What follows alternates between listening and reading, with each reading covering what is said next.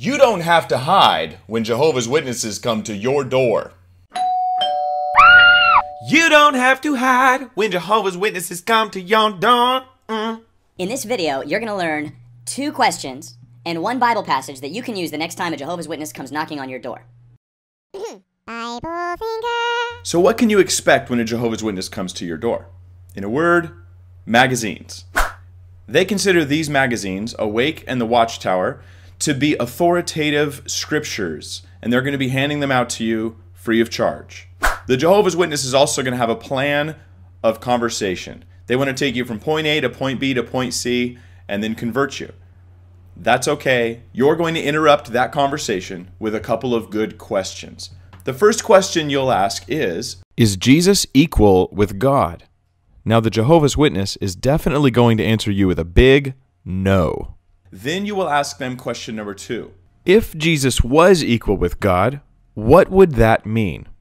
It's important that you allow them to answer this question.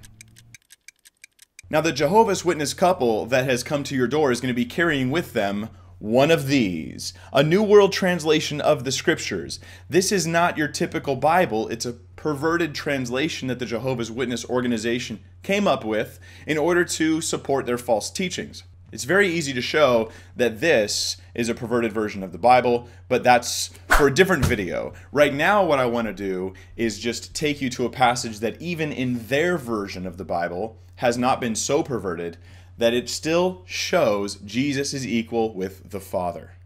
In John chapter 5, Jesus heals a sick man and is confronted for doing this healing by the Pharisees, who are upset that he performed this miracle on the Sabbath and asked the man to take up his bed and walk on the Sabbath.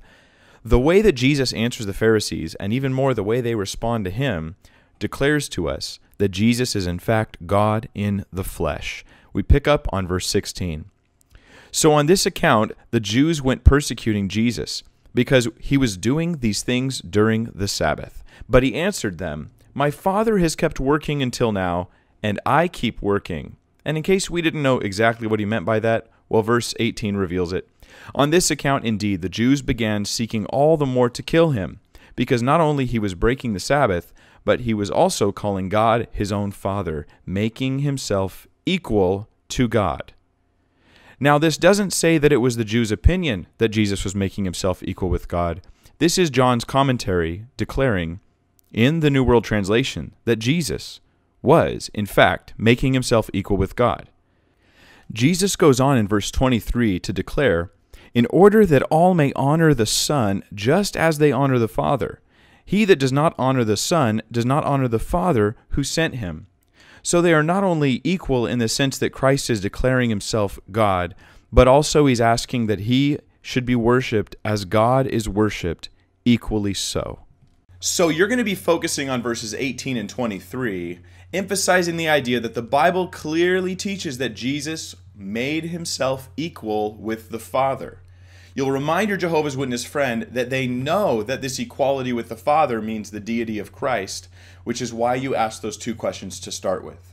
This isn't going to be the end of the conversation, but hopefully you're planting a seed in this person's mind to get them closer to the knowledge of Jesus, to get them closer to the knowledge of God. And so you will leave them with this rock in their shoe, with a seed for their thoughts, something that they can't reconcile with what they've been taught. So there's 2 questions and 1 Bible passage that you can take your Jehovah's Witness friend to the next time they come to your door. Next time you hear a knock on the door, I hope you're ready with some good information for that person, because they may have come to evangelize you, but you can give them some great news instead. You don't have to hide when Jehovah's Witnesses come to your door. Are they gone yet? Have they left us in peace?